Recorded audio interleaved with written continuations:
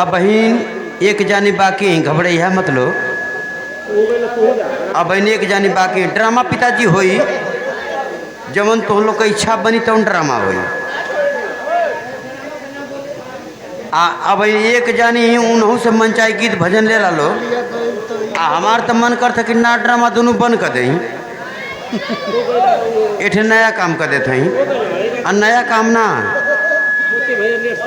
आप लोग पूरा दिन भर एगो कार्यक्रम का आनंद लेला जौन का नाम बिरहा तो हमारी इच्छा बनत है कि नचो करत है ऑर्केस्ट्रो हो जाए ड्रमो हो जाए हम बिरहो गा दें कुल कर्मो हो जाए हमारे तरफ से तो सही रही तो लोग के सुना देते हैं एगो 10 घंटा का बिरहा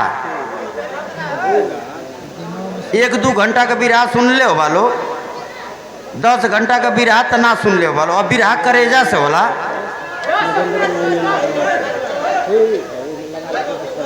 अच्छा भैया हाँ ओ हाँ ज़्यादा क्षमा कराओ के ज़्यादा जहाँ जात हो के ज़्यादा लो आप लोग तन शांति बनावा हाँ हुल्ला मत करा तन शांति बनाओ ओकर जहाँ मन करता हो के ज़्यादा लो तन शांति बनाओ लो अब तुम लोग सुना अब हमसे बिरहा तमाम सुन ला लो दिन भर अब कहीं कौन मैडम आइले निगाह वाली 3-4 गो कलाकार और बिरहा जगत करा लो लेकिन जे भी गौले हुई तो 1 घंटा का 2 घंटा का 3 घंटा का हमसे सुना लो तो 10 घंटा का बिरहा ये बिरहा में पूरा रस मिली ड्रमो वाला रस मिली नचो वाला मिली ऑर्केस्ट्रो वाला मिली मतलब हास रस वीर रस कड़ूर रस पीटल काटल छपटियायल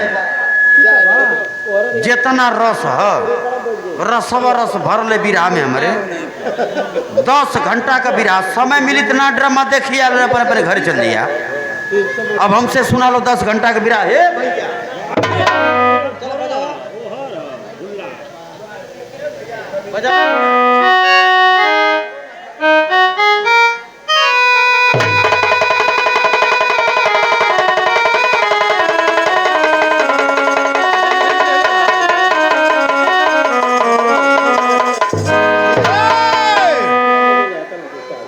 ला बिरहार दिन भर सुन ला लोगे वेतनियों पर का सुना लो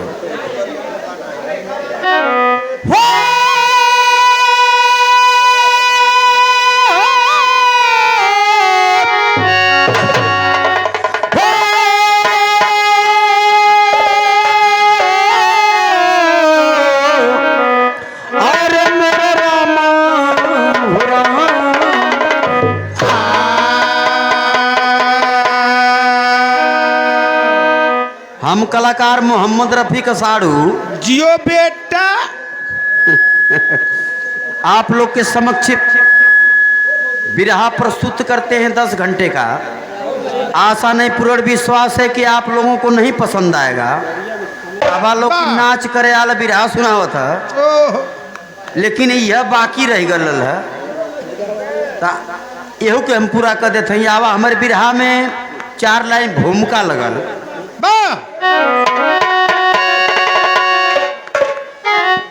दूधे के सागर का में घुचा प्रधान भाई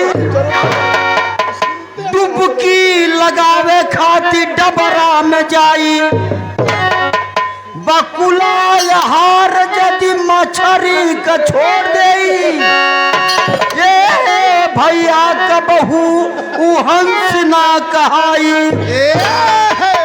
कुकुरे का पूछ अगर घी में चभोर देबा और सोझ करबा के तनो सोझ न पाई इज्जत के लूटत बा पैसा घसोटत बा भयवे के मार नावती बा भाई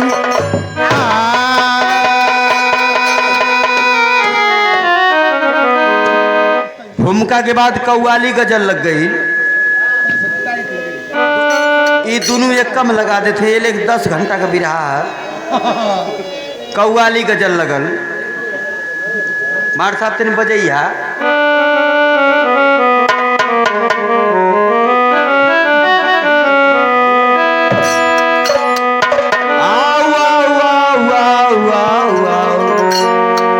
दारे नारे नारे नारे नारे नारे नारे नारे नारे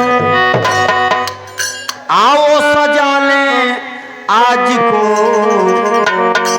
कवि जी ने एक लाइन गीत लिख दिए, बतौले में कि हर चीज का गारंटी है। घर द्वार बिगड़ जाए तो बन्नी। बड़े भैया हुमचंद भैया, अरे बाप रे बाप 51 रुपया मत दिया, 10 को दिया खाली। हाँ, बड़े सुंदर कलाकार हमारे भैया हैं, लेकिन खाली पेट में इनका नाम ओरिजिनल नाम गणेश है, लेकिन हुमचंद कहेला लोग। बाहर तो यार हुमचंद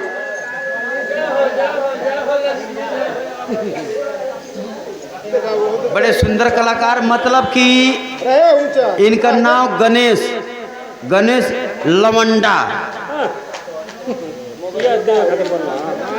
इनका नाम दूसर का हुमचंद।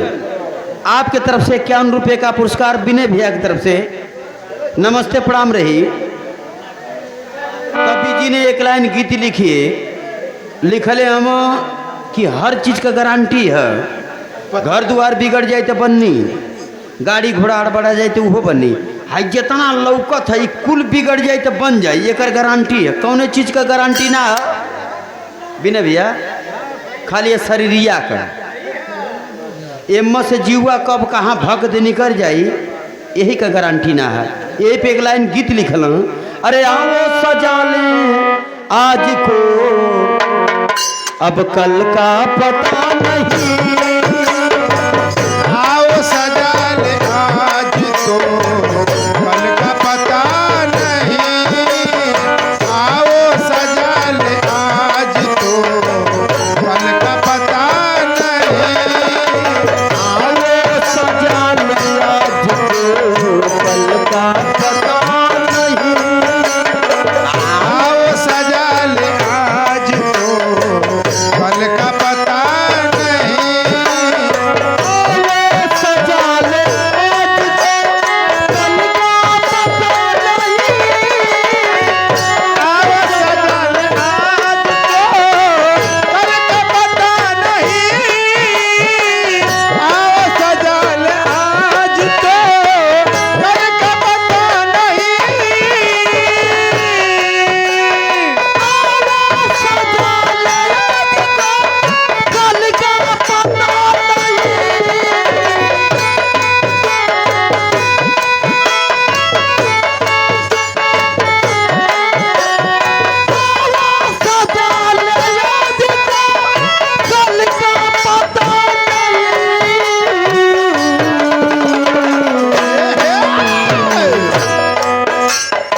कल को तो छोड़िए जनाब,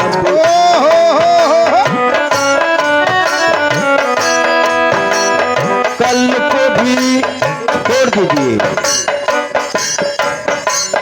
कल को तो छोड़िए जनाब, कल का पता नहीं।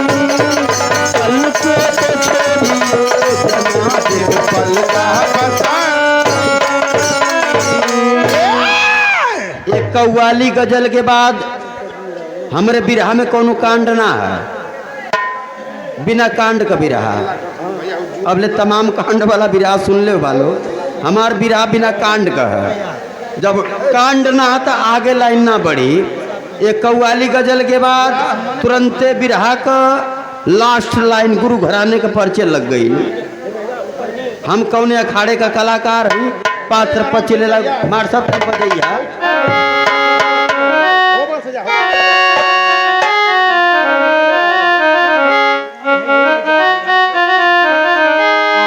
एकदम सही बजा देना। ये गुरु घराने का परिचय हमारे बजौल, बिरहा हमारे 10 घंटा का खत्म। गुरु घराने का परिचय का, अरे पियवा मिला ला ला ला मुनवा देखनी सपना।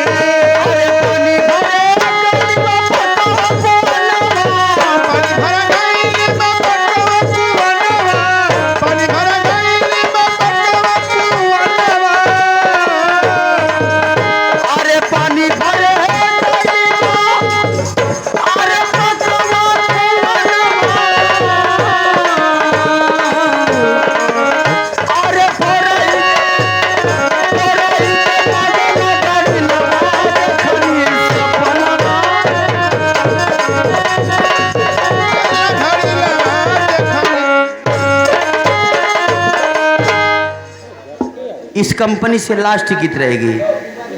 मिस कुमारी पूजा जी आ रही, मन चाहे गीत भजन ले लिया लोग आप लोग, फिर आप लोगों को जो इच्छा बनी तो ड्रामा हुई, लास्ट गीत रहेगी। मास्टर साहब